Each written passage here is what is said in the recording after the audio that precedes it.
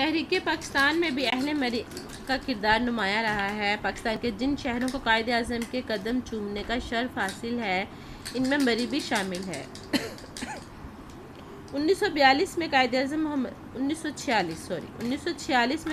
محمد علی جناح مادر ملت کے ہمراہ کشمیر سے ہوتے ہوئے مری تشریف لائے اور مری کے معروف جی پی او چوک میں فرزندان اسلام سے خطاب کیا۔ مری ایک مرکزی سڑک کے ارد گرد آباد ہے جسے مال روڈ کہتے ہیں۔ مال روڈ پر سینکڑوں ہوٹل ہیں، یہاں باہر سے آنے والے سیاح قیام کرتے ہیں۔ مری کے مال روڈ کی ایک تاریخی اور تہذیبی حیثیت ہے۔ یہ جی پی او چوک سے شروع ہو کر پنڈی پوائنٹ تک جاتا ہے۔ اس کے دونوں طرف خوبصورت ہوٹل اور دکانیں موجود ہیں۔ مری کے بازار میں ہر قسم کی چیزیں دستیاب ہیں جہاں سے سیاح اپنی ضرورت کی چیزیں اور تحائف خریدتے ہیں۔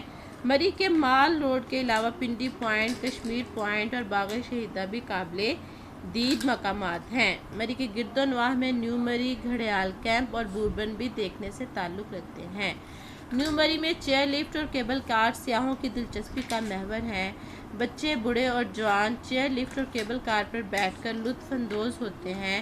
پہاڑوں کے اوپر سے گزرتی ہوئی کیبل کار سے زمین کا دلکش منظر سیاحوں کو مسحور کر دیتا ہے۔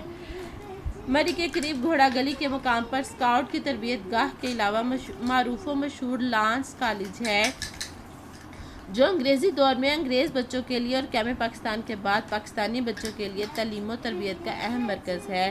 سرد ہواؤں، بلند و بالا درختوں اور پرکشش پہاڑوں اور وقفے وقفے سے آتی جاتی بادلوں کی ٹولیوں کے بیچوں بیچ بل کھاتی ہوئی ایک سڑک مری کو ایبٹ آباد سے ملاتی ہے۔ اس سڑک کے توسط سے ایوبیہ، خانسپور، باڑہ گلی، نتھیا گلی اور وغیرہ کے سحر انگیز مقامات کی سیر کی جا سکتی ہے۔ مری پاکستان کے خوبصورت ترین تفریحی مقامات میں سے ایک ہے۔ گرمی اور سردی دونوں موسموں میں یہاں ملک کے دیگر مقامات سے آنے والے سیاحوں کا تانتا بندھا رہتا ہے۔ یہ سیاح یہاں آ کر خالق کائنات کی پیدا کردہ ان خوبصورت نشانیوں اور دل فریب مناظر سے اپنے دلوں کو لبھاتے ہیں۔ بیٹا اس کے بعد جو ہے آپ نے اس کا ایکسرسائز، آپ نے آج کا جو کام ہے لیسن ہم نے پڑھ لیا ہے۔ بہت ساری ایکسرسائز جو ہے ہم خود ہی سولو کر سکتے ہیں۔ آج آپ نے بک پہ ہی ساری ایکسرسائز کو سولو کرنا ہے، ٹھیک ہے؟ انشاءاللہ منڈے سے ہم نوٹ بک کا کام کریں گے۔ اوکے، اللہ حافظ۔